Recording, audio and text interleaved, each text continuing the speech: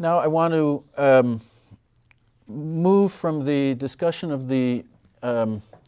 empirical evidence, which I think we've seen is quite strong in this core message of the relationship between secure property rights and growth,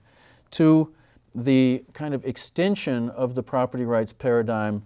into the area of sustainable growth and what I sometimes call the return of resources, or the return of Ricardo. In the late 20th century and now in the 21st century,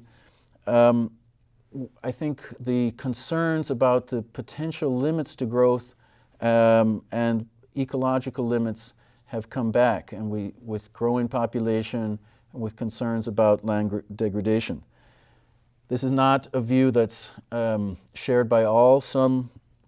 believe that technological and institutional innovation can be extended much farther, and that scarcity is not necessarily binding.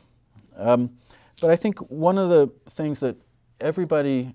can agree on is that critical ecosystem service values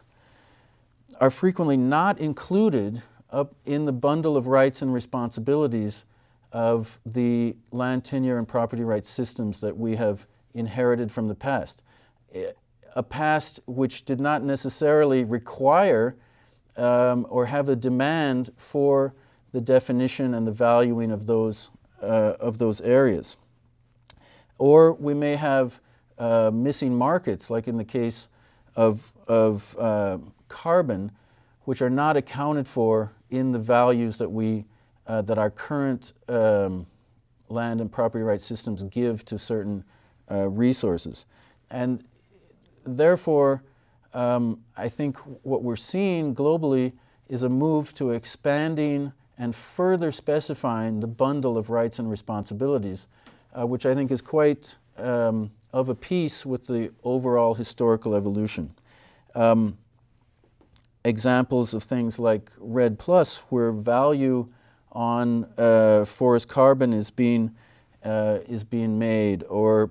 other payment for ecosystem services schemes are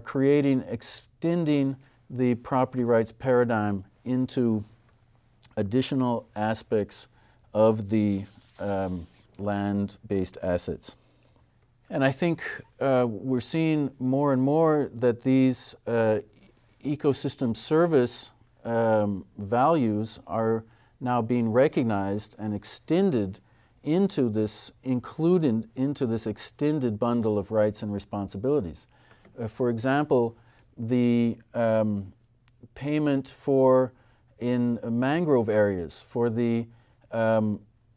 improvement of water quality and biodiversity that the mangrove provides to a community is now increasingly being seen as a value, and communities are able to monetize that in things like payment for ecosystem services schemes.